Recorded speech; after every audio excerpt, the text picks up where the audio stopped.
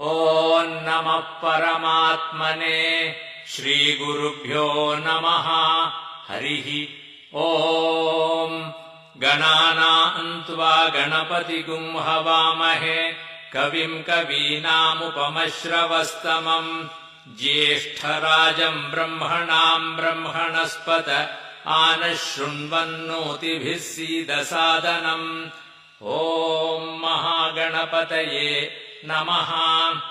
अथ सव्याहृतिम् सप्रणवाम् गायत्रीम् शिरसा सह त्रिवारम् प्राणायाममन्त्रपारायणम्। ॐ भूः ॐ भुवः ॐ सुवः ॐ महः ॐ जनः ॐ तपः ॐ सत्यम् ॐ तत्सवितुर्वरेण्यम्।